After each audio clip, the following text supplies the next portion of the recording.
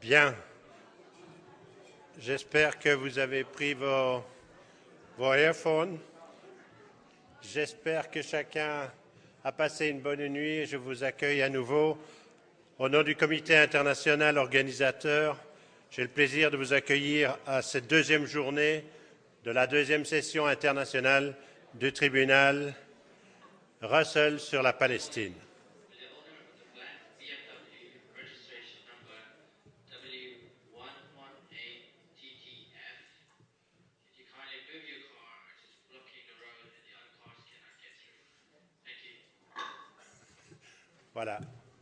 Voilà, ça arrive. Je voudrais rapidement demander à chacun de prendre sa place. Est-ce que vous voulez bien faire silence et vous asseoir pour accueillir le jury? Et je vous prie de vous lever, s'il vous plaît. Merci.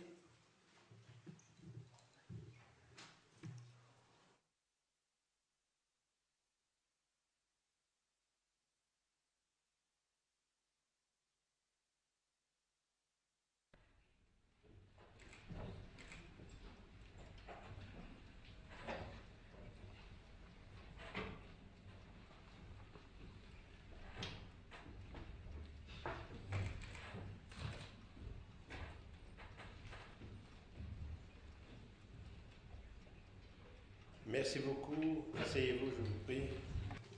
You can sit now. And, en commençant cette séance, je voudrais vous apporter d'abord un message de salutation et d'encouragement de la part de l'ambassadeur Madame Leila Shahid, qui est retenue à Bruxelles par la visite d'un membre du gouvernement et qui donc ne peut pas être parmi nous aujourd'hui, mais qui m'a demandé de saluer le jury et l'ensemble des participants à cette session du tribunal. De même que nous avons reçu un message de Nurit Pellet. Le professeur Pellet est tenu à Tel Aviv par des obligations de sa charge professorale et donc elle demandait que nous fassions nos sessions durant les congés scolaires. Mais c'est évidemment pas toujours aussi simple. Troisièmement, je voudrais aussi vous apporter les salutations de M. Andreas Van Acht, qui est un de nos parrains, qui a été Premier ministre de la Hollande et qui nous a envoyé d'ailleurs ici son assistant. Je voulais que lui soient rapportées les salutations, évidemment, de vous autres et du jury du tribunal. Alors, aujourd'hui, nous allons poursuivre nos travaux jusqu'à 17h30 et je vous demanderai d'être particulièrement attentif et surtout de garder pendant toute cette journée la même qualité de présence que vous avez eue hier. C'est une question de dignité et de prestige du tribunal aussi. Vous y participez et la manière dont vous vous comportez, la manière dont travaille le jury ont une importance pour conférer à ce tribunal toute la qualité qu'il mérite d'avoir. Nous allons travailler jusqu'à 17h30 et puis nous allons nous séparer. Le jury se réunira ce soir pour tirer les conclusions provisoires, en tout cas les conclusions de cette session, qui viendront compléter les conclusions du tribunal, première session qui s'est tenue à Barcelone. Et de même, le jury sera demain alors présenté à la presse et il présentera lui-même les conclusions demain matin, mais ce ne sera pas ici à la Law Society, ce sera à Amnesty International. Donc ça c'est pour la suite de nos travaux et tout à l'heure je vous donnerai encore quelques informations complémentaires. En attendant, notre première séance ce matin sera présidée par M. Michael Manfield, à qui je passe la parole. You have the floor, Michael.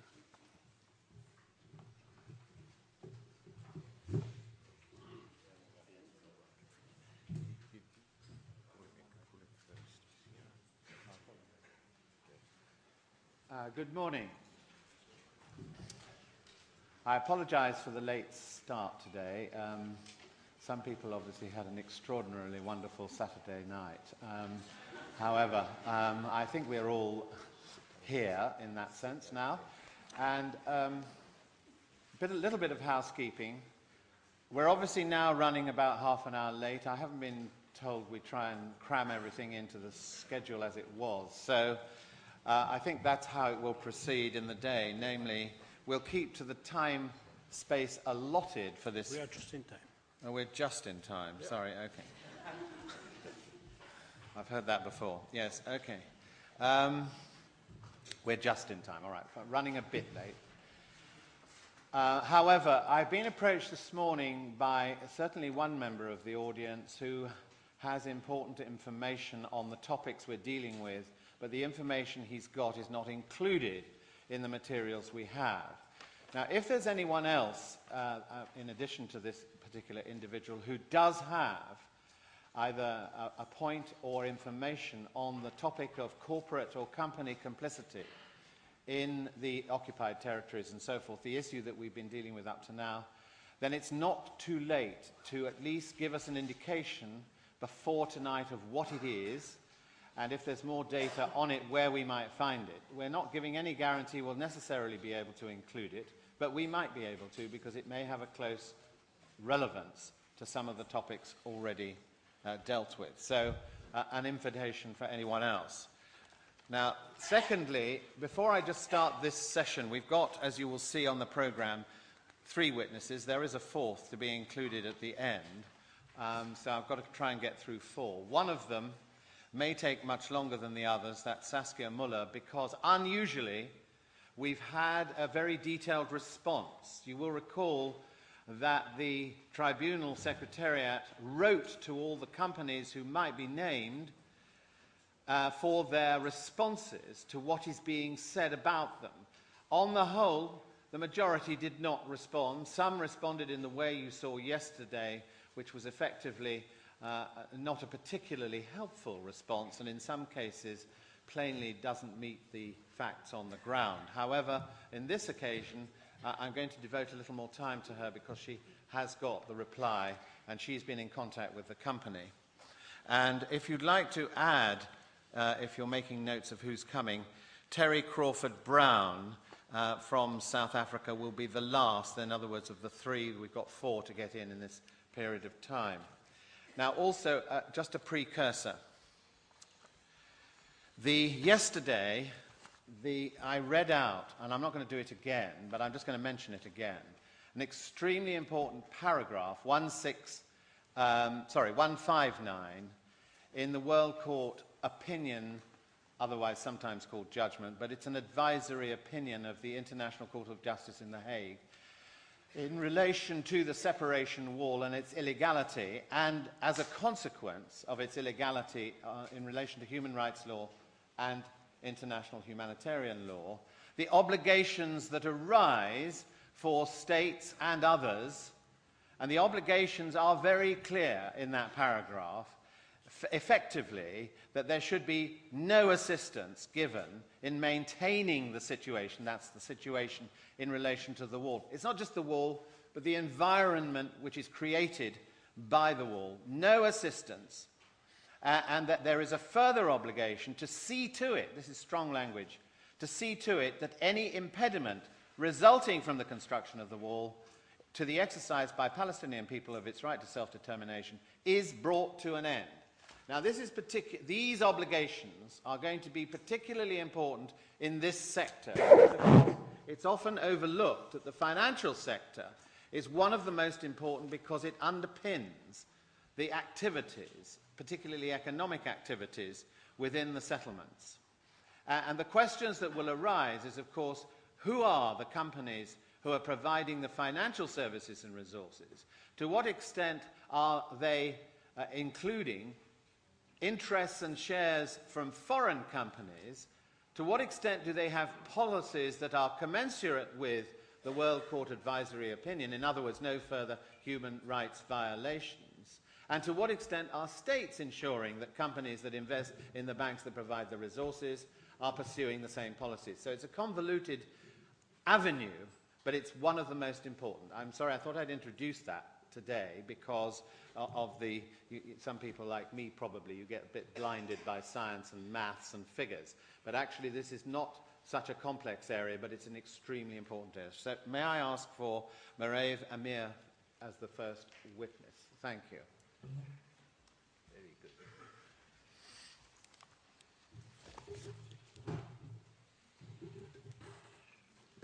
Thank you. Good morning.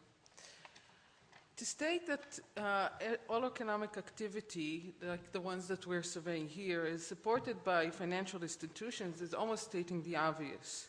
But this statement does not go into or is not sufficient to clarify the involvement of the financial system, particularly the Israeli financial system, in the economy of the occupation. What I hope to show here is the ways in which the financial system is intertwined into the economy of the occupation in ways that puts into question the separation that is often repeated between the economy of Israel and the economy of the occupation. The information that I hope to provide here is based on research conducted by our research project of the Coalition of Women for Peace, of Who Profits, and is backed by documents, some of which I will show you here, and present. So it's all backed information and documented information. We heard a lot about the settlements here, but it's important to remember that when we talk about settlements, it's not only the mere fact of their existence that is important, but their magnitude is also a significant factor. It's important to understand that there are more than 500,000 people living in those settlements, almost 600,000 settlers there are currently, which compose about 10% of the Jewish Israeli society. So this is not just an ideological endeavor, it's an enormous economic endeavor that is supported by the framework of the financial system. And the Israeli banks play a significant role in that system. In Israel, there are 5 major banking groups and two smaller banks. We're talking about Bank Leumi, Israel Discount Bank, Bank Hapoalim, Mizrahi Tfachot Bank, FIBI, which is the First International Bank of Israel. These are the 5 major groups, and the 2 smaller ones are Union Bank and Bank of Jerusalem. And there is another bank called Dexia Bank, and Mario is going to talk about this later, so I won't go into the activity of Dexia. These 5 big banking groups are all public companies. That means they are traded on the Israeli Stock Exchange. They all have extensive activities in Europe and internationally. They all have commercial activities here in the UK, and they're all backed by financial institutions worldwide.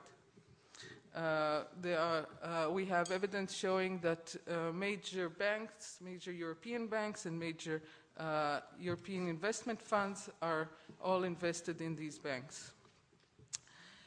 When we talk about the economic, When we talk about the economic involvement of these banks in the economy of the occupation, we identified 6 types of activities, and 5 of which we can trace all of the major banking groups' activity in them. The first type of activity are branches. Can you turn on the? Thank you. All of the banks have, these are just examples of branches and settlements. All of them have, some of them have more than one branch in settlements. These branches do not only provide services to the settlers, they also means that the bank has property in the settlements and it pays taxes to the local municipalities, supporting the local economy in the settlements. So these are just two examples. This is Bank of Jerusalem, Mizrahi Tfachot Bank. The previous one was Discount Bank, and the Bank of Poalei Agudat Israel, which is a subsidiary of Phoebe. Okay, so these are. The second category of involvement has to do with mortgages to individuals, to home buyers, for buying and for constructing houses in settlements. This is part of, this is an example, this document that I'm showing now is an example of a mortgage, a record of a mortgage given to an individual for building a house in a settlement by a discount bank. These did not only enable the settlers to construct and to buy homes in the settlements, but you should also remember that the property itself, the house in the settlement, is used as collateral in these cases. So, if a buyer of a home cannot pay pay the mortgage, then the bank becomes the owner of a property in a settlement. The banks do not only provide these services; they also advertise. They also call for settlers to use their services to fund home building in settlements. This is a picture taken just last week in the settlement of Beitar Illit, and you can see it's on a construction site, and there's an advertisement of Mizrahi Tfachot in this construction site. Here's another picture from the same settlement of Bank Hapoalim. So they encourage settlers to get their services to fund home building in settlements. These are just other examples of advertisements of banks calling on settlers to get mortgages and preferential conditions in settlements. This is just to show how things work. This came out last week. It's an article in Ma'ariv. The background story of this is that there was a call by Israeli artists and actors to boycott settlements, in particular the Ariel new artistic center. One of these actors who joined this initiative of boycott is Dvir Bendan, who also, in addition to being an actor, also advertises Bank Mizrahi Tfachot. You can see it in the picture there. The right-wing activists, when they saw that he joined this initiative, called upon the bank to dismiss and to stop using the services of this actor because of his because he joined the boycott initiative. And the response of the bank was very immediate. They came out with a declaration stating that they are very supportive of the settlement economy. The headline states, in Bank Mizrahi Tfachot, they're afraid of the boycott and take a right turn. And then there's the quote saying, Bank Mizrahi Tfachot it participates in the funding of housing beyond the green line. That's a statement by the bank. And in the article, they state the extent in which they support settlers. So that goes to show that the Israeli banks are more afraid of an internal boycott than they are afraid of international pressure on their activity. The third category, the third field of activity, has to do with accompaniment agreements. It's the way that banks fund major construction projects and settlements.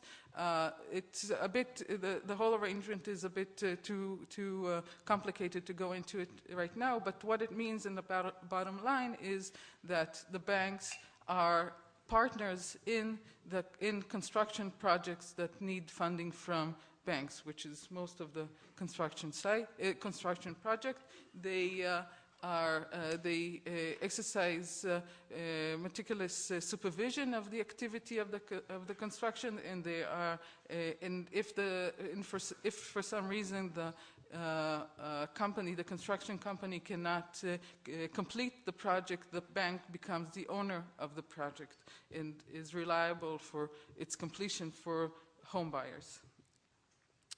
So this is again concerning construction.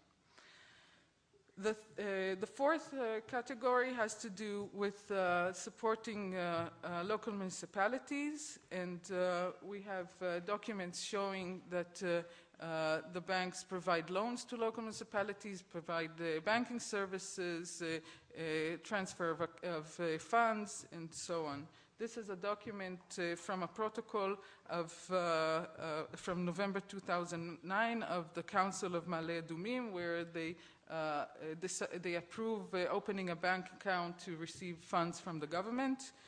And this is another document. This shows the record of a loan given from Banco Tzar HaChayal, which is a subsidiary of FIBI, of First International Bank, which was given to the municipality of the settlement of Ariel in January of this year.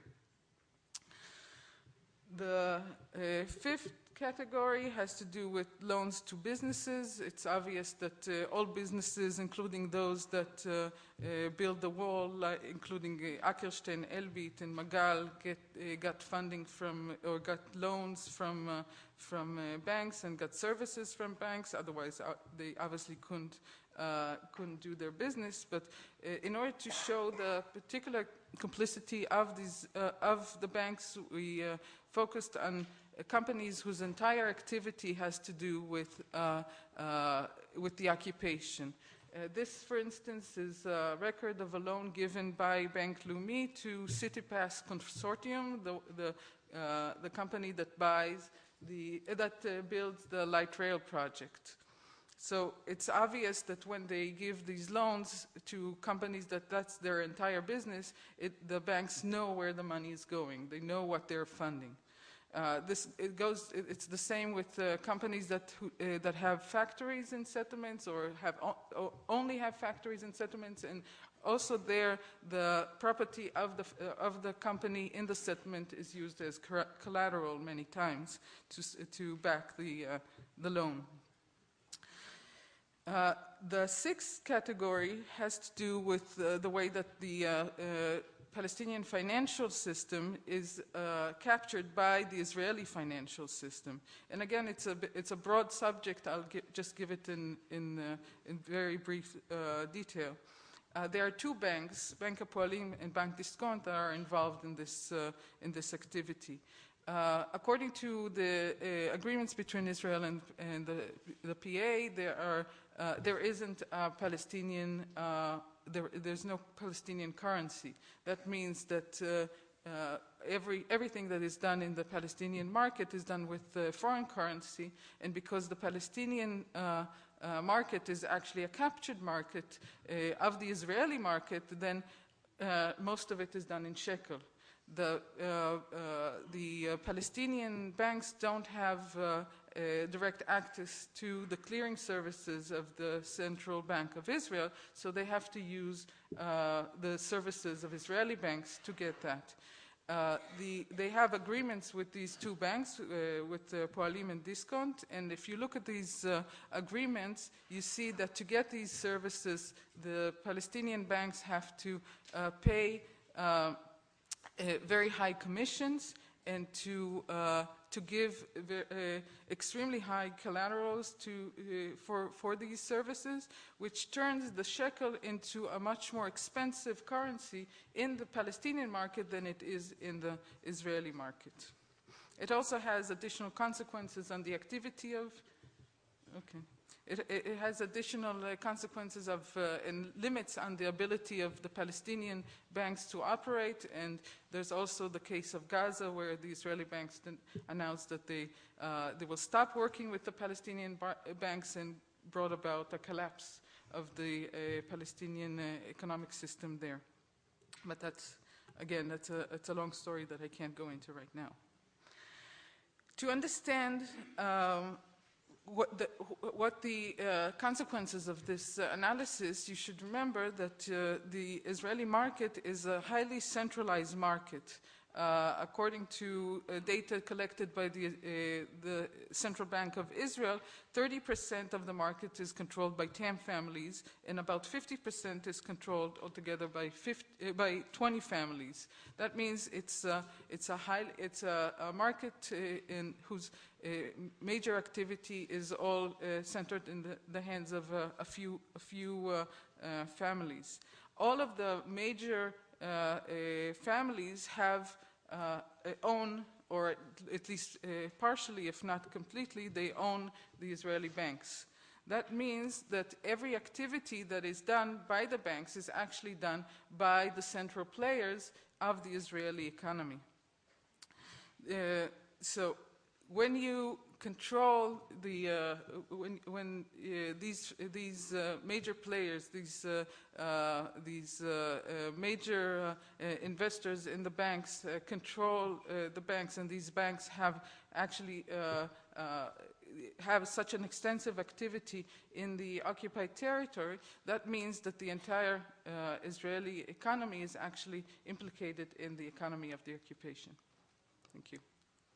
Thank you very much. I've just got one quick question. You mentioned 5 major groups, banking groups that are involved. This was at the start of your evidence, and that all major European banks were investing in those groups.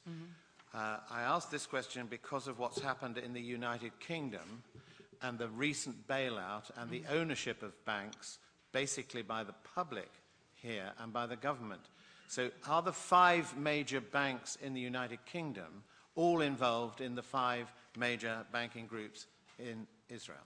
I can't say that because we didn't research the British banking system, so I don't know what their portfolio of investments are.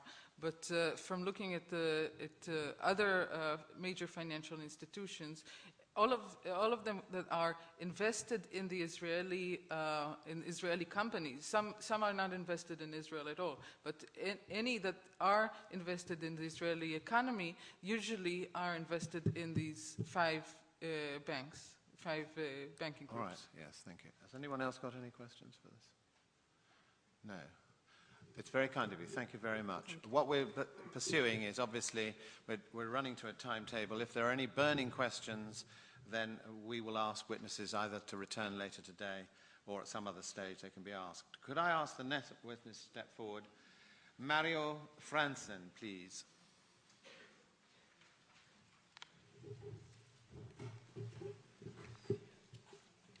Dear members of the jury, I will present the case of Dexia before you. I will run through it on a chronological way. It's a little bit risky, it can be boring also, but I think it's important to show clearly what is the evolution in what Dexia is doing in the settlements, and also to show clearly that they were aware and are still aware of what they are doing from the beginning. The Dexia Bank is a Belgian-French banking group, and in the end of the 20th century, their strategic choice was to become #1 in the world for public and wholesale banking, which means services to public institutions as governments, states, municipalities, etc. and it's all from that period dates their link with Israel. They bought or invested in the end of the 20th century in the Otsar Hasheltom HaMekomi, which is an Israeli bank who has the same theme of working, the same market that they play at. And it was, don't forget, during the second Intifada. The 1st of January 2001, they consolidated their share in the bank, which means they control more or less 2/3 of the capital of the bank, 2/3 of the voting rights, and 2/3 of the appointing rights for directors. This shows that since 10 years, Dexia is in complete control of the bank in Israel. Now, during these 10 years, Dexia didn't change its policy at all. The first letter that was written to the board of Dexia in Belgium, the board of the group, was at the 15th of April 2001, and it warned Dexia Group to be very cautious because investing in an Israeli bank would give a big risk of being linked to the occupation. And it seemed not only a risk, and I will run to the two most important documents that we found to base our case upon. And it's documents that are dating back from 2003 until 2009. Now, in 2007, a complaint was introduced before the Financial Committee of the Israeli Parliament, the Knesset, in which several settlements said that Dexia Israel, because in the 2003 they renamed the Israeli bank Dexia Israel, that they were discriminating, and we discussed the non-discrimination yesterday already. They was discriminating the Israeli municipalities beyond the Green Line, the settlements, as we know them. David Kappa, who is the CEO of Dexia Israel, was invited to this financial committee to speak in his defense. And he did this with brio. And he mentioned two elements. First of all, he said we are a banking group and we base our decisions upon economical parameters, which is logic for a bank. But secondly, and more important for our case, he said you don't have to address us with your complaints because we financed 10 settlements between 2003 and 2005. Now, this report and the minutes of this meeting are published on the Knesset website. The document is still there, and you can find it there. And this shows that Dexia Israel is funding the settlements, and the numbers we found, it goes up to 5.5 million euro.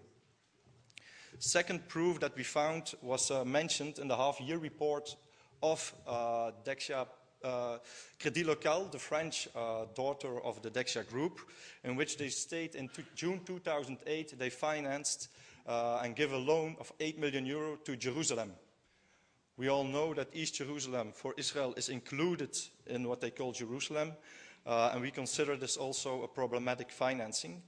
When we went through the General Assembly of Dexia, we confronted the president of Dexia Group with this, which is the former Belgian Prime Minister Jean-Luc Dehaene, and who is currently a member of the European Parliament.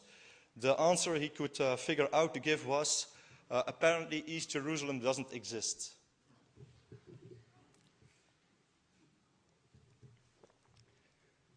Now, Dexia never denied the proof that we introduced to them and that we also introduced before this court today, which were based on the documents, and maybe it's getting embarrassing, but we found them through the help of Who Profits. And they never stopped or changed their policy of doing this.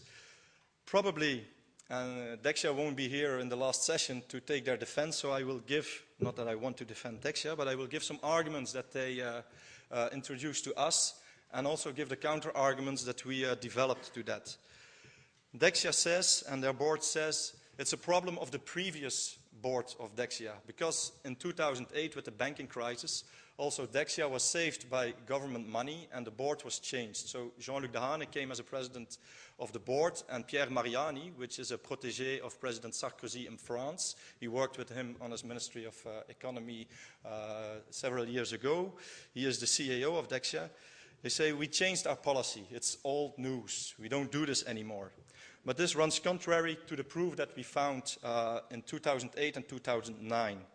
So in this period, Dexia Israel played a key role as a middleman in loans that settlements wanted to have and investors on the international market who wanted to invest in these type of loans. These are the so-called mortgage loans with mortgage of the Israeli government funding that they will give to the settlements in the future. They used as a mortgage. We talk here, and it's based on documents from the Israeli Registry of Loans, about 12 settlements, and the amount of money in this 2-year period, 2008-2009, goes up to 34 million euro. Secondly, is that Dexia Israel is also delivering a whole range of financial services. And I will mention only one case, the Israeli National Lottery, the Mifal Hapais, is also diverting budgets to the settlements beyond the Green Line. And Dexia Israel is a privileged partner of the Israeli National Lottery, so all this money goes through Dexia Israel accounts. We talk about 43 different settlements since June 2008. We don't know which amounts are involved in this type of funding. Secondly, second argument Dexia gives is, yes, we did it, but they're fading out, these type of loans. Now, Dexia is not, the Dexia group, in this case, is not really telling the truth. They still mention the before and the after 2008 issue, but they never mentioned these mortgage loans, the 43, nor the Jerusalem loans of June 2008. So fading out is a very relative thing here. The first loans I mentioned, the 10, they run for 12 years, which means until 2017. Some of the mortgage loans run for 99 years, not only in the occupied territories, but also the Golan Heights is involved. And the third argument Dexia gives, and this is, they use the non-discrimination item a little bit differently this time. They say we also finance Arab villages. So if they finance Arab villages, what Dexia does inside the legal framework for us is not an issue in this case. What they do conform the law, anyone can do that. But what's concerning us, and we wonder if it's true and what's the reason of this, apparently they keep records of loans giving on an ethnic basis. Arab villages, I don't know what they mean with this. Two more elements I want to introduce to add to the case. And this is one of the ethical issues. Dexia Group signed the UN Global Compact.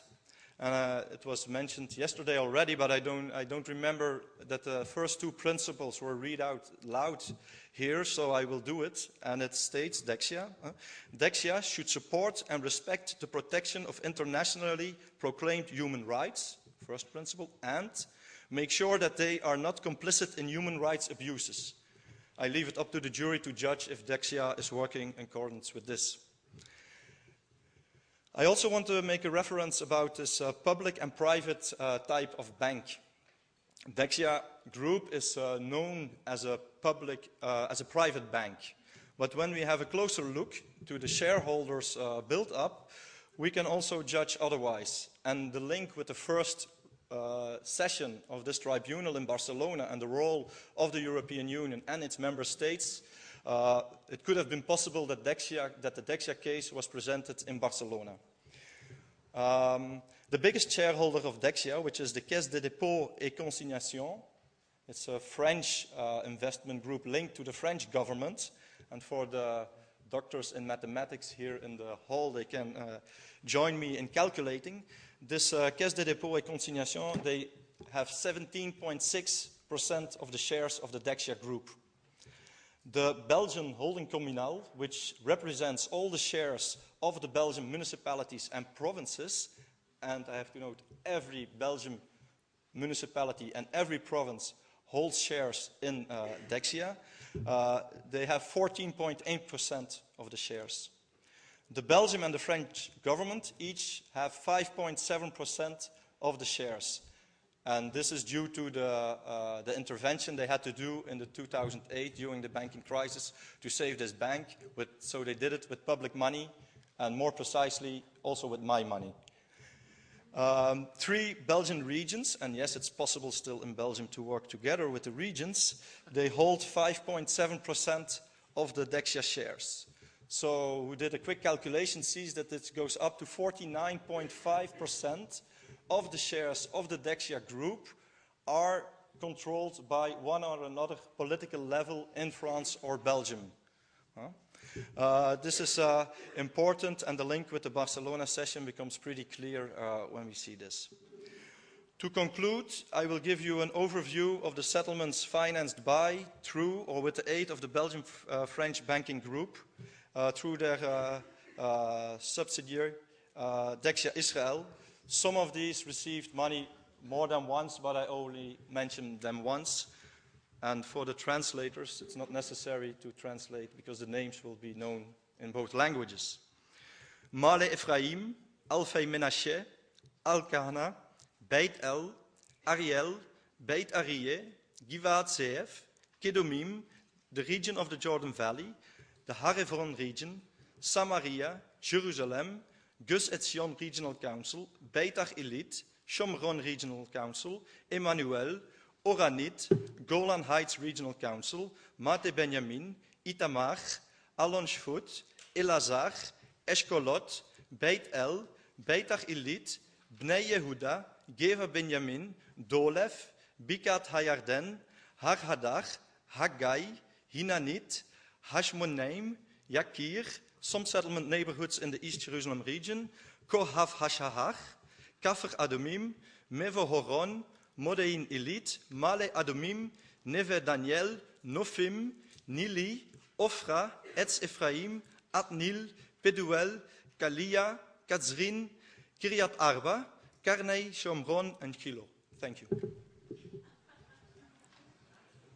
Well, I could have asked the other question, which is who isn't included, really. But anyway, may I just say, I'm sorry about pressure of time, unless anybody's got a question, but I don't have myself. But I just wanted to say, on behalf of all of us, that was a brilliant, revealing expose, and we are very grateful for your precision and your humor.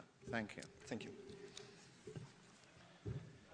Now, may I ask Saskia Muller, please? Now, this is the case where we do have a response in detail from the principal fund that you're going to talk about, and some copies have only just been made available.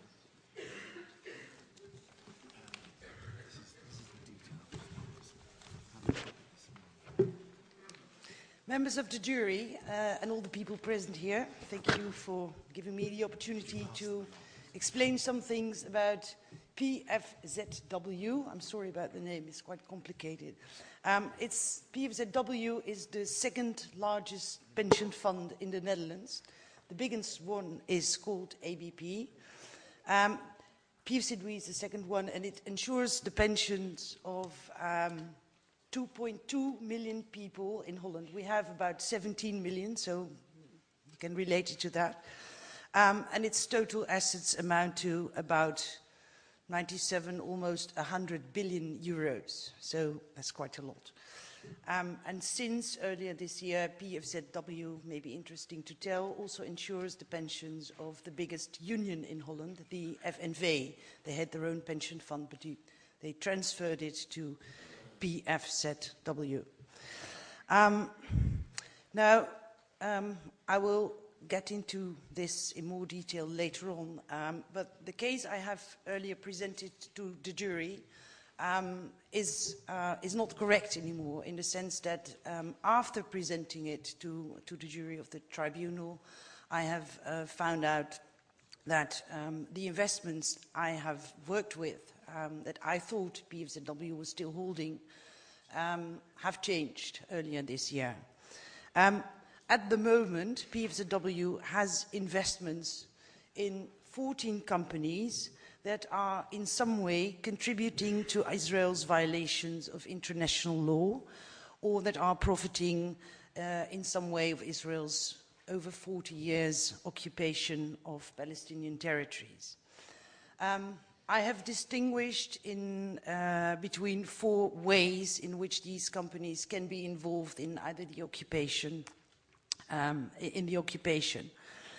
Some of these companies have a factory or a branch in a settlement or in a settlement area. An example of one of these companies is a Swedish company, of which I'm sure I will pronounce the name wrong. It's Assa Abloy, that has a subsidiary in Israel. It's called Multi-Lock, and they produce in some settlements. Another example is a Dutch company. It is Unilever. You may know it from detergents, washing powders, shampoos, etc. On the West Bank, they have a factory called Beigel & Beigel. They used to have a majority share.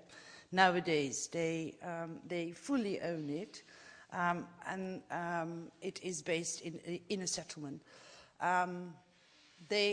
Unilever has said already 2 years ago, and they have said so till recently, that they want to sell this company, that they want to get rid of this subsidiary.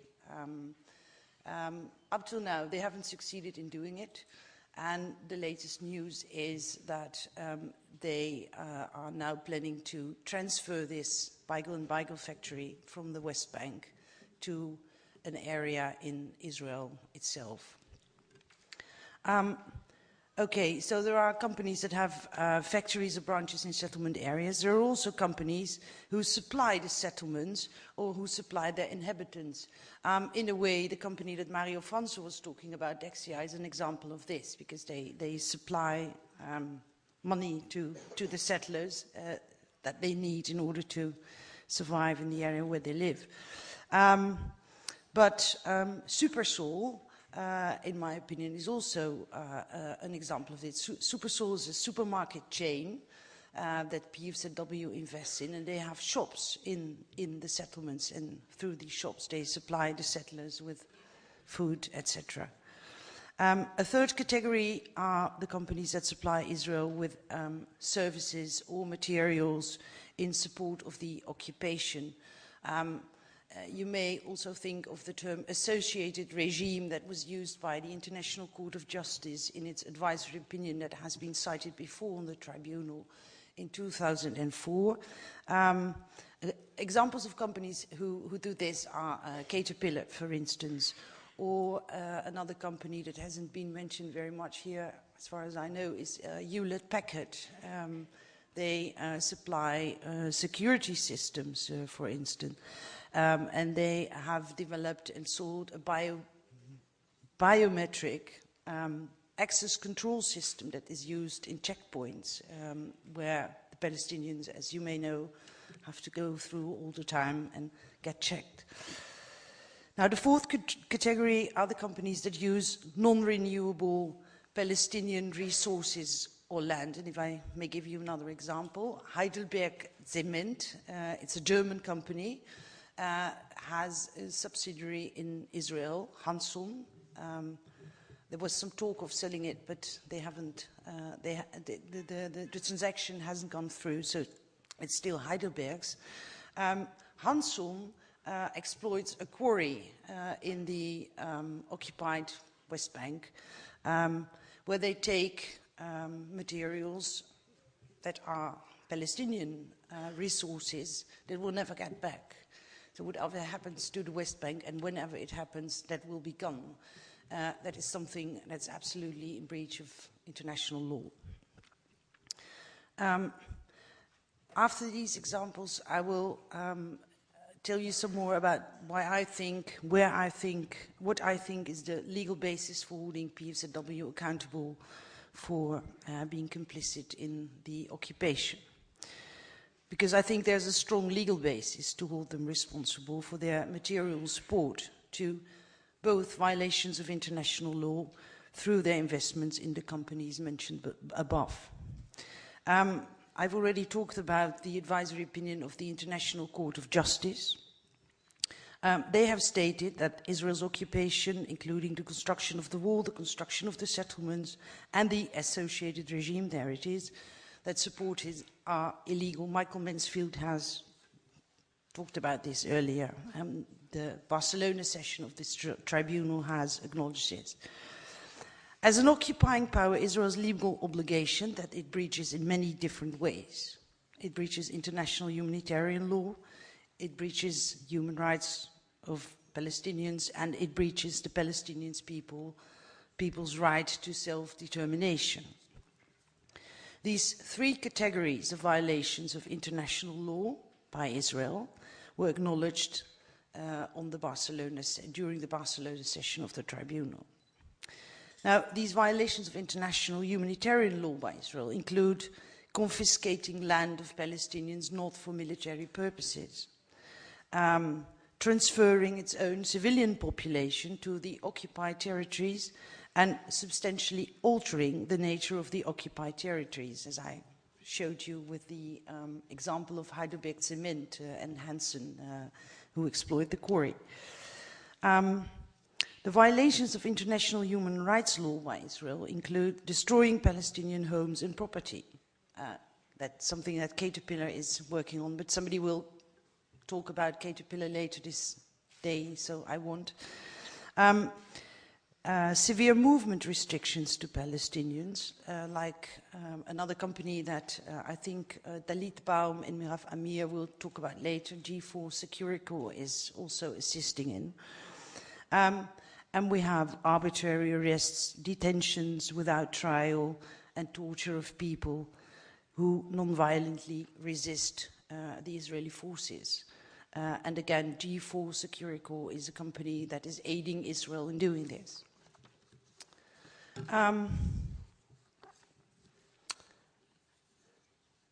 Israel infringes the right to self-determination of the Palestinian people by maintaining control over the Palestinian territories in the West Bank and in Gaza and in East Jerusalem through its belligerent occupation.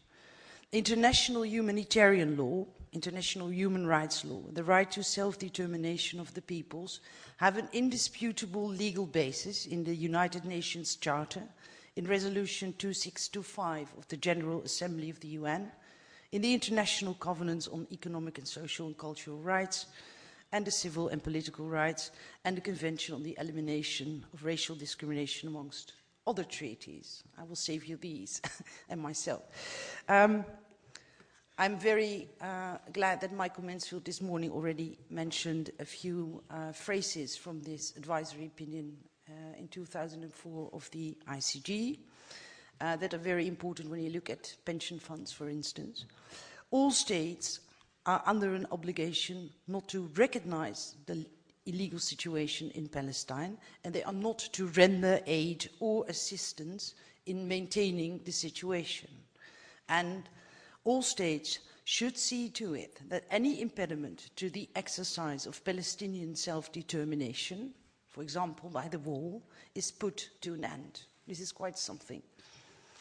And it also says, which is interesting for the Dutch parties, that states party to the 4th Geneva Convention, and Holland, the Netherlands are, relative to the protection of civilian persons in time of war, must ensure compliance by Israel with international humanitarian law as embodied in the Convention.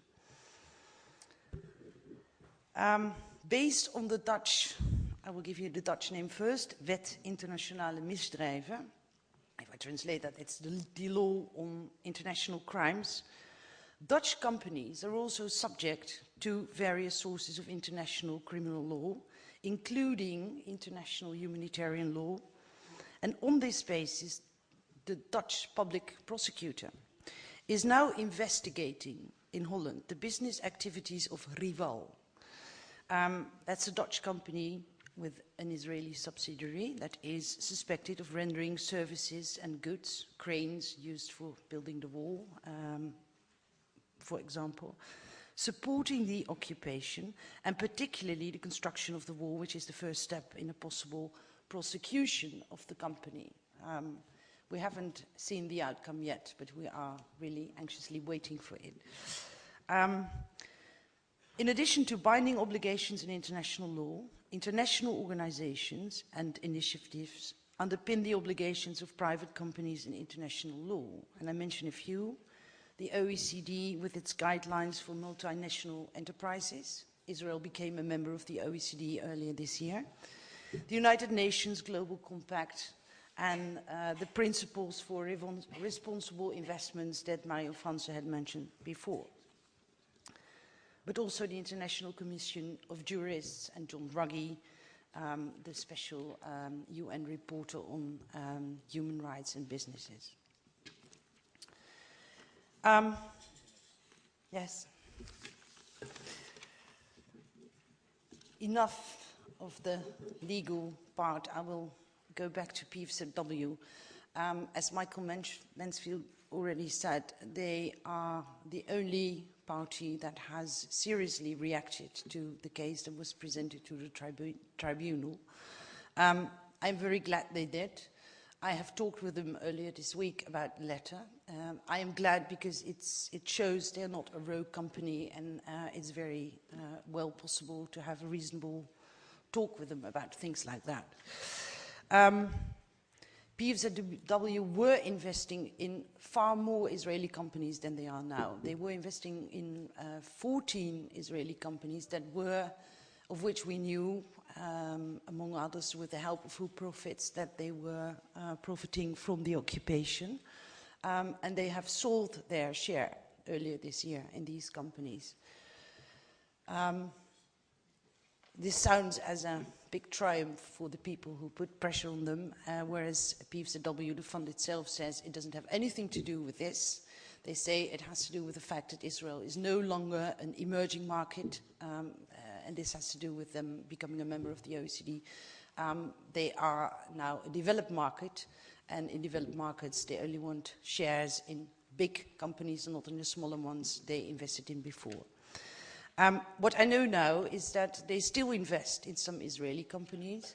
One of them I've mentioned, Supersol, the supermarket chain that is based in settlements, is a company of which I would say it's not okay to invest in that because it helps Israel in the occupation.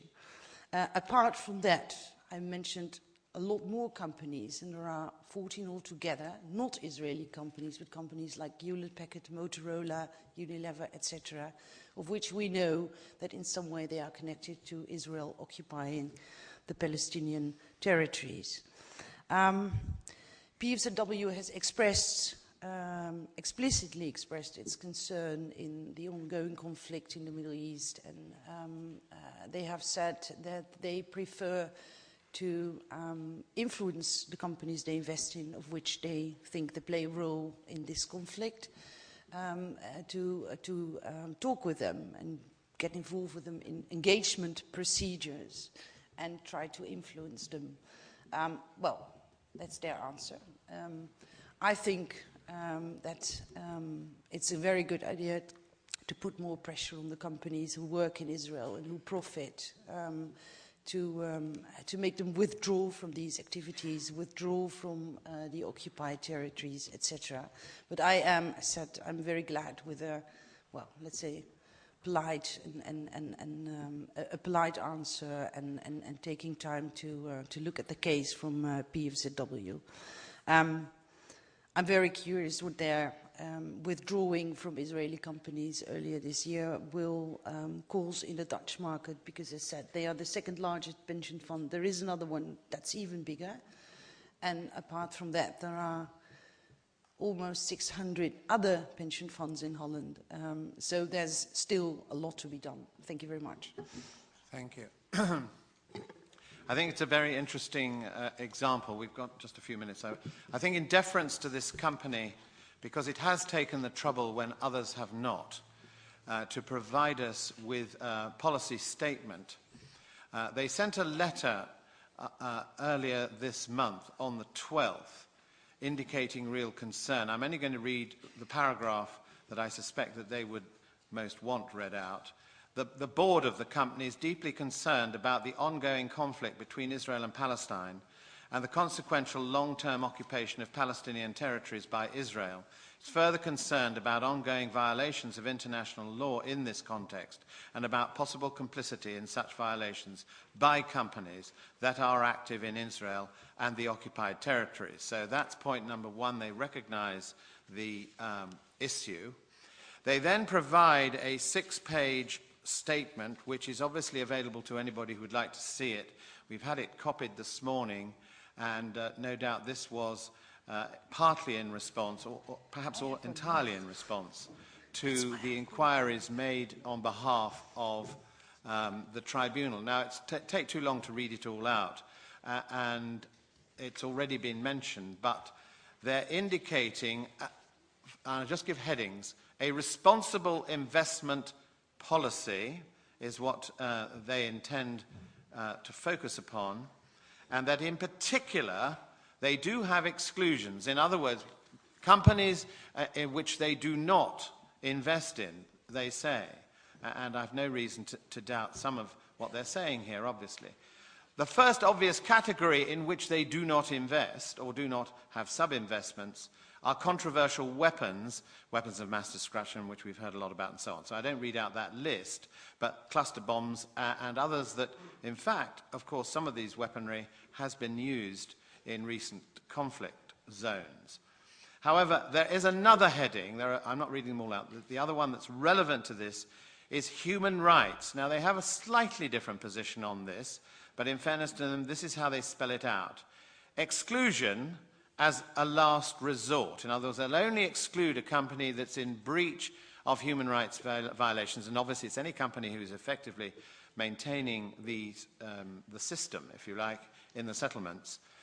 They prefer, and the word has already been used, engagement as an approach. And the company regards it as a basic tenet of its identity that the companies in which the pension fund invests respect human rights and labor rights. And we heard a lot about that yesterday. Experience shows that there are high-risk countries and high-risk sectors in which violations of human rights are relatively frequent and in which companies can become involved. We would add, of course, low risk as well. The company expects, or the board, sorry, expects companies operating in these countries and sectors to have human rights policies, programs, and reporting systems, which, of course, is what we've been talking about in relation to other companies. And what the company does not in principle directly exclude such companies from its portfolio if these programs are lacking, that's programs in relation to human rights, but prefers a role as active shareholder by firstly pursuing an engagement approach. On the pension fund's behalf, they've got another company who's actually helping them do this. Will enter into a dialogue with a company to improve the situation, end the violations if persistent, which of course is compatible with the World Court ruling, and to avoid any such violations in the future, for example, by establishing satisfactory human rights policy, programs, and reporting. Now, it goes on, there's more detail, but obviously it'd take too long to read it out. It's only if all of that fails, they will then exclude the company for investment purposes. But it seems, certainly on the face of it, that this is a company that has at least taken the trouble to spell out their policy and to spell it out to us and the public at large, and appear to be taking steps in the right direction and should be encouraged to take more. So I hope if they're watching on the internet, I apologize for not reading all of it, but it's here and available. Is there anything else you'd like to add to all of this? Or not? I'm not suggesting there is. Maybe one thing, it may sound a detail, but it could be interesting. As I said, PFZW has withdrawn from many Israeli companies, and they have, but they have reinvested in some Israeli companies, at least in two. The third one's not certain, and I had to check it all in 1 week. But one of these companies is, as I said, Supersol, and that's a company which we know they profit from the occupation. And that is something that I was sort of surprised about. I thought, well, when you withdraw from all these Israeli companies, do it in a proper way and don't reinvest in Supersol again, stay out of it. But they haven't. Right. Yes, Tony, yes. I just wanted to draw attention and ask your view about Section 7 of PFZW's letter, which seemed to me particularly interesting. They say that they will develop an engagement approach, in particular with companies that contribute to sustaining the occupation, companies which are directly associated with occupation or suppression, and companies that contribute to activities that can be seen as in direct violation of international law. Engagement, according to them, means asking them to provide detailed information on their policies. What is your comment on a policy which engages companies which they, by definition, are sustaining the occupation? Can you repeat the last part, sorry? The companies with which they are engaging are those that contribute in different ways to sustaining the occupation. What they mean by engagement is to ask the companies to provide information on their policies, and the final outcome may or may not be the decision to include the company from its investments. Yeah. Well, I think an engagement procedure is better than not talking to these companies and not trying to influence them. On the other hand, I know that since quite some time they have been in such a procedure with Veolia, a company we discussed earlier yesterday. To my opinion, that's quite long. I mean, we know quite a lot of things about Veolia that are not right. And when you are of the view, and I am, that that companies investing in companies that profit from the occupation are in fact breaching international law, I think you shouldn't. So what you're saying is the information, in your view, is already there for all to see. I think so. And they don't need to find out anymore. Yes. Thank you. There's a very quick, we've got one more witness and I hope he's still here. Thanks. Very quick one. Have you had interaction with the pension fund, and are they responsive? I have talked to them last Thursday when I knew of his letter, and I've discussed it with one of their spokespeople. Yes. It was a very nice, good contact. Good dialogue. Okay. We didn't fight. Yes, thank you very much indeed for your assistance on this matter. Can we have the last witness in this section, which I mentioned earlier on, Terry Crawford Brown, please. He is here. And Terry, as you're walking up, I'm trying to keep a bit of control. You've got until about 1:45, so it's about 8 minutes on my watch. I hope that's enough. Thank you, members of the jury, for giving me the opportunity to testify before you. I'm a former international banker with Nedbank, a major South African group in Cape Town, and in the mid-1980s, my position was regional treasury manager for the Western Cape, meaning that I was responsible for international banking, including foreign exchange operations in the Cape Town area. I was also, in 1984, appointed by Archbishop Philip Russell, who preceded Archbishop Tutu, to be one of 4 Anglican representatives to the Western Province Council of Churches. So, if you will, I was a conservative white banker by day and a revolutionary by night. It was rather a schizophrenic situation, but, and hence I'm now wearing this jacket representing the World Council of Churches. I am at the moment spending 3 months in Palestine monitoring checkpoints in Bethlehem, and I spent 3 months in Jerusalem last year doing a similar assignment for the World Council of Churches. But in the mid-1980s, Nedbank was the preferred vehicle for the South African government to evade sanctions. We specialized in international trade, and we were very much involved in fraudulent letters of credit, phony documentation, etc. But members of my generation will remember that in August 1985, President P.W. Botha in effect told the world to go to hell with the Rubicon speech, the so-called Rubicon speech. The next day, the rand collapsed by 20%, and within 2 days, we had a major financial crisis in South Africa. The markets were closed, and per extraordinary coincidence, I had a major transaction going through at the end of August 1985 for $60 million US, or actually 120 million Deutschmarks. I had purchased from a South African shipping company and we were instructed to deliver the dollars in New York to Barclays Bank for the account of South Marine. Well, given the crisis, our correspondents in New York seized our $60 million, and of course we talk billions and trillions these days instead of millions, but they seized our $60 million US dollars, and the whole New York payment system collapsed. In those days, you needed access to the seven major New York banks, or else you weren't in the world, because of the role of the US dollar as settlement currency in foreign exchange markets. The governor of the Reserve Bank had to fly over to New York to guarantee Nedbank. It took about a week to put the payment system back together. But the message that we read out of that in South Africa was that New York was the pressure point. Therefore, I was dispatched by the South African Council of Churches to begin lobbying in New York and Washington for banking sanctions. Bishop Tutu, as he was then, and Dr. Beyers-Naudé signed a letter of appeal to the banking community to apply political conditionality, leading to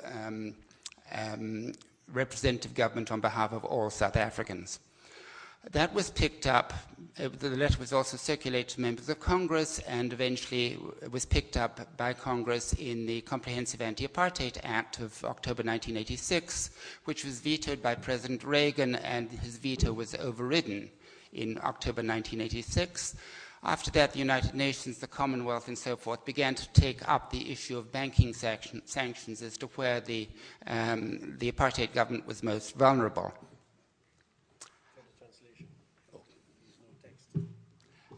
So in 1989, fortuitously, the Soviet Union was on the point of collapse, and therefore the bogey of communism could no longer be waived.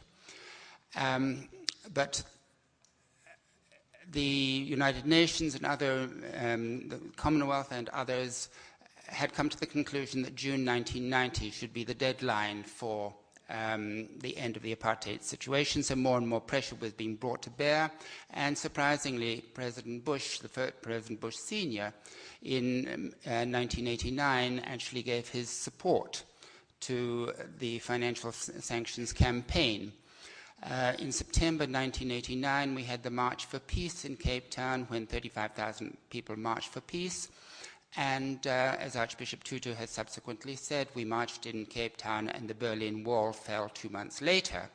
But the upshot of that was that the Bush administration issued an ultimatum requiring compliance with our 5 conditions of the release of political prisoners, unbanning political organizations, repeal of apartheid legislation, and constitutional negotiations for a non-racial democratic South Africa. That led to the release of Nelson Mandela in February 1990. We then had to hold the sanctions campaign, and through the churches in New York, each church had an Adopt a Bank program. The Episcopal Church adopted Morgan Guarantee and the Bank of New York. The Presbyterians adopted Chemical Bank. The Catholics adopted Manufacturers Hanover. And each bank said, you can have the pension fund business of our church or the business of apartheid South Africa. You cannot have both. You better make a choice. And likewise, the mayor of New York, he became mayor of New York, David Dinkins, gave an ultimatum to the banks that they could make a choice between the payroll account of the city of New York or apartheid South Africa. They could not have both. So that's where the pressure point was. And I think it is generally accepted in South Africa now that the banking sanctions campaign was the major instrument towards our relatively peaceful transformation to democracy. 20 years later, the pressure point is no longer New York. In those days, you had to have access to New York because of the payment system.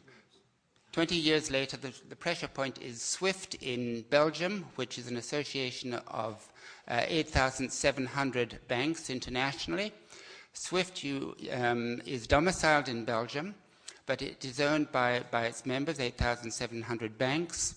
And if you're not in SWIFT, essentially you're not in the world, as far as the banking community is concerned. Each bank has a SWIFT code, the 5th and 6th letters of which identify the country of domicile. IL identifies Israel as the country of domicile of Israeli banks in the 5th and 6th letters. The Who Profits report has shown the complicity of all the Israeli banks in the settlements, but in addition to that, the international banking community is vital for Israel's economy. Israel's economy is highly dependent on its international trade. If it does not have access to the international banking community through the SWIFT network, then its economy would collapse, or its banking system would collapse, and with that, the trade system. Banks are increasingly conscious that money laundering and corruption is a major international security issue, and that unfortunately banks are also complicit in propping up countries such as Zimbabwe, Burma, and the Israeli occupation of Palestine. It is only made possible through international transfers made through the SWIFT system. SWIFT obviously will not yield to popular protests, but a court action in Belgium citing human rights violations by Israel in the occupation and the complicity of Israeli banks would, I believe, a court action in Belgium requiring SWIFT to reprogram its computers to exclude transactions to and from IL accounts would have massive consequences for the Israeli banking system. And it would then impact most immediately upon the financial and political elite who have the clout to demand political change. Unlike the poor of the construction workers, etc., it is the political elite that must be hit so that they then demand political change from government. And this, I would suggest, must be driven by civil society, not by governments. Our experience in the anti-apartheid movement was that President Reagan and Margaret Thatcher were backing the apartheid government right to the end, and it was driven by the churches and civil society that led to the transition in South Africa, and I would suggest the same thing holds true with the Palestinian situation and Israel. It must be driven by civil society, and I would hope that this tribunal might take the lead in making an application to a Belgian court requiring SWIFT to reprogram its computers. Thank you. Thank you very much indeed, Terry. That's brilliant. Almost 1 minute over, and that's all. Thank you very much. I'm sorry to sort of make it rush, but the point is clear and clearly taken. Thank you. Right, we have a break. Until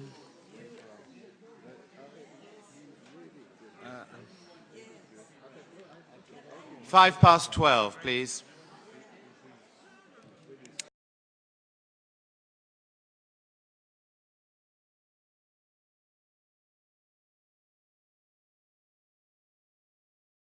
Bien. J'espère que vous avez pris vos earphones. J'espère que chacun a passé une bonne nuit et je vous accueille à nouveau. Au nom du comité international organisateur, j'ai le plaisir de vous accueillir à cette deuxième journée de la deuxième session internationale du tribunal Russell sur la Palestine.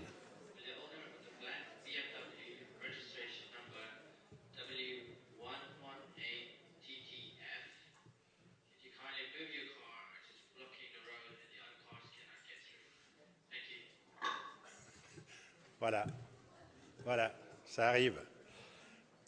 Je voudrais rapidement demander à chacun de prendre sa place. Est-ce que vous voulez bien faire silence et vous asseoir pour accueillir le jury? Et je vous prie de vous lever, s'il vous plaît. Merci.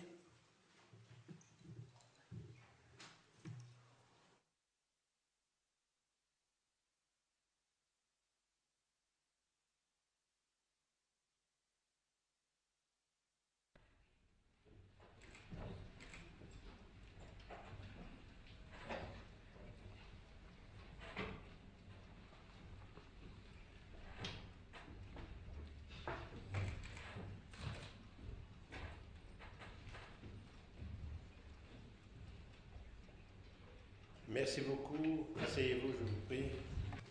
You can sit now. And,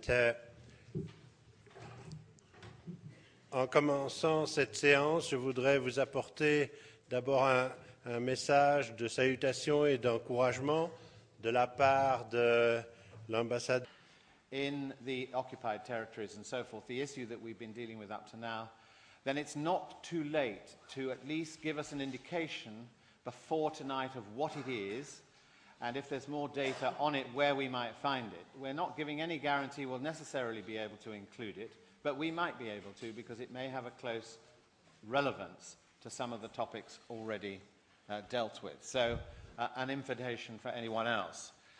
Now, secondly, before I just start this session, we've got, as you will see on the programme, 3 witnesses. There is a 4th to be included at the end, so I've got to try and get through 4. One of them may take much longer than the others, that's Saskia Muller, because unusually we've had a very detailed response. You will recall that the Tribunal Secretariat wrote to all the companies who might be named for their responses to what is being said about them. On the whole, the majority did not respond. Some responded in the way you saw yesterday, which was effectively not a particularly helpful response, and in some cases plainly doesn't meet the facts on the ground. However, in this occasion, I'm going to devote a little more time to her because she has got the reply and she's been in contact with the company. And if you'd like to add, if you're making notes of who's coming, Terry Crawford Brown from South Africa will be the last, in other words, of the 3. We've got 4 to get in this period of time. Now, also, just a precursor. Yesterday, I read out, and I'm not going to do it again, but I'm just going to mention it again, an extremely important paragraph, 159, in the World Court opinion, otherwise sometimes called judgment, but it's an advisory opinion of the International Court of Justice in The Hague, in relation to the separation wall and its illegality, and as a consequence... Et de même, le jury sera demain alors présenté à la presse et il présentera lui-même les conclusions demain matin, mais ce ne sera pas ici à la Law Society, ce sera à Amnesty International. Donc ça c'est pour la suite de nos travaux et tout à l'heure je vous donnerai encore quelques informations complémentaires. En attendant, notre première séance ce matin sera présidée par M. Michael Manfield, à qui je passe la parole. You have the floor, Michael.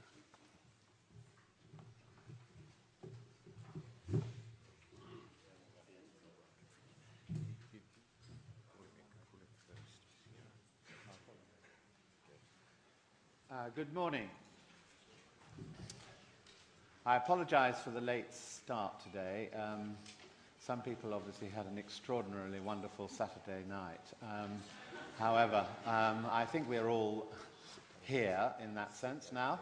And a little bit of housekeeping.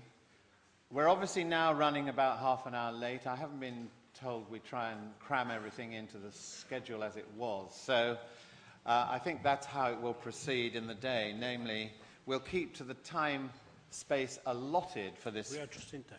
Oh, we're just in time. Yeah. Sorry, okay. I've heard that before. Yes, okay.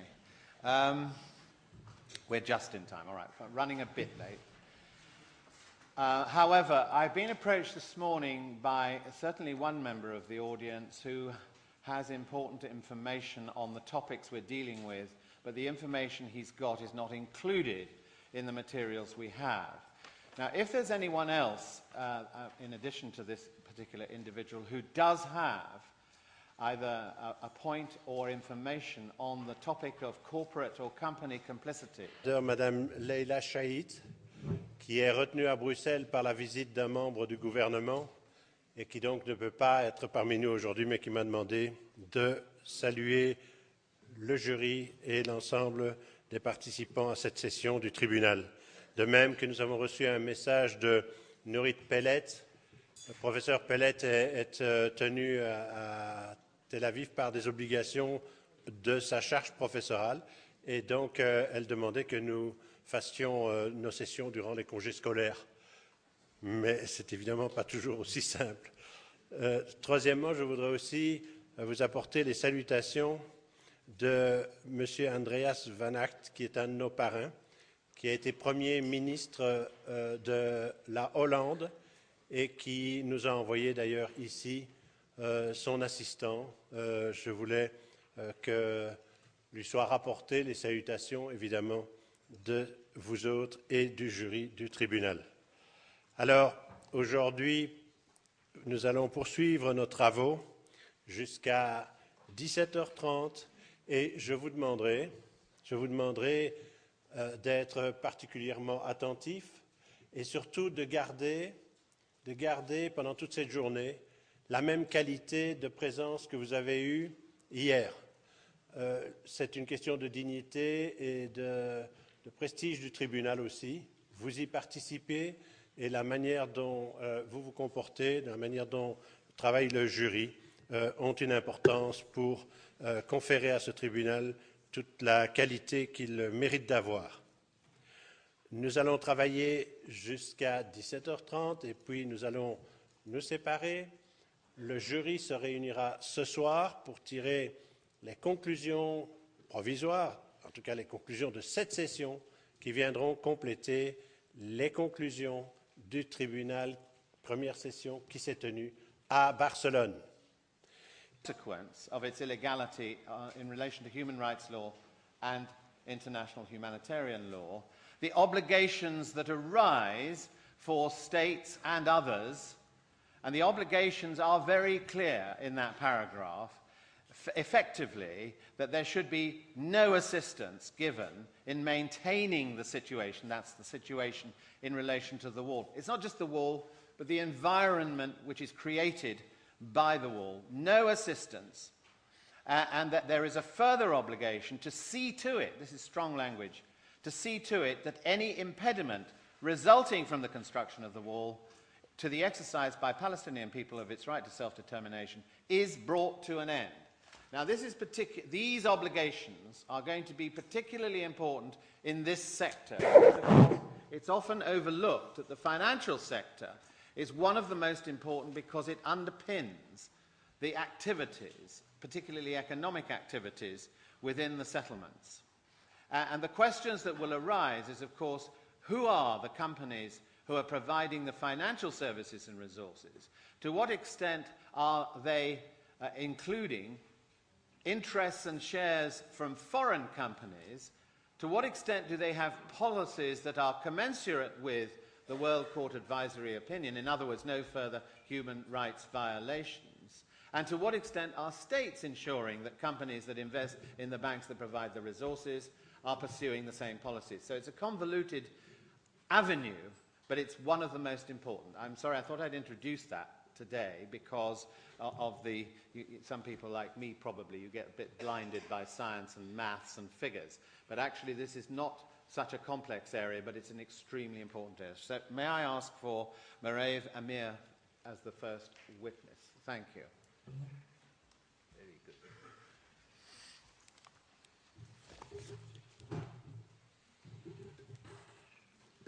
Thank you. Good morning.